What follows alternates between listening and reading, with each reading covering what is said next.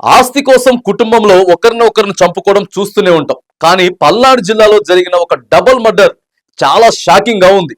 తండ్రి రిటైర్మెంట్ డబ్బుల కోసం ఒక మహిళ తన అన్నను, తమ్ముణ్ణి ఇద్దరిని చంపడం సంచలనంగా మారింది. పల్నాడు జిల్లా నకరేకల్లులో దారుణం జరిగింది. ఆస్తి కోసం ఓ మహిళ తన అన్నదమ్ముల్ని హత్య చేయడం నిజంగా షాకింగ్ ఇచ్చే వార్తే. ఆ అన్నదమ్ముల మృతదేహాల కోసం పోలీసులు గాలిస్తున్నారు. కృష్ణవేణి అనే మహిళ నవంబర్ 26న తమ్ముణ్ణి చంపేసింది. అంతటితో ఆగకుండా ఈ నెల 10న అన్నను కూడా హత్య చేసింది. నిందితురాలు కృష్ణవేణిని పోలీసులు అరెస్టు చేశారు. పల్నాడు జిల్లా నకరేకల్లు ఏనాది కాలనీకి చెందిన పౌలురాజుకు 3 పిల్లలు. భార్య కొన్ని సంవత్సరాల క్రితం మరణించింది. ఆయన నకరేకల్లోని గిరిజన సంక్షేమ పాఠశాలలో ప్రభుత్వ ఉపాధ్యాయుడిగా పనిచేస్తూ పక్షవాతంతో ఈ ఏడాది జనవరిలో చనిపోయారు.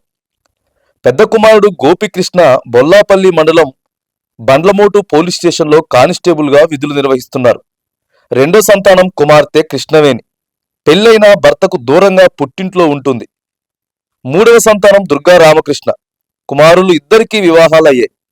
కానీ వీరిని భార్యలు వదిలిపెట్టి పుట్టిళ్లకు వెళ్లిపోయారు. 3 కూడా వారి జీవిత భాగస్వాములను వదిలిపెట్టేశారు. నిందితురాలికి నకరేకల్లులో ప్రియుడు ఉన్నట్లు తెలుస్తోంది. కుటుంబానికి ప్రభుత్వం నుంచి రావాల్సిన డబ్బుపై 3 మధ్య వివాదాలు నడుస్తున్నాయి. కొన్ని రోజులుగా గోపికృష్ణ బండ్లమోటు పోలీస్ స్టేషన్లో విధులకు హాజరు కావడం లేదని బండ్లమోటు ఎస్ఐ బాలకృష్ణ మెమో కూడా జారీ చేశారు. అయినా అటు నుంచి సమాధానం రాలేదు. గోపికృష్ణకు మద్యం తాగే అలవాటు ఉంది.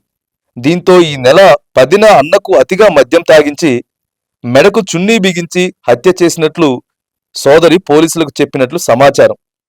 మరోవైపు తమ్ముడిని నవంబర్ 26న కాలువలో పడేసి చంపేసినట్లు తెలుస్తోంది.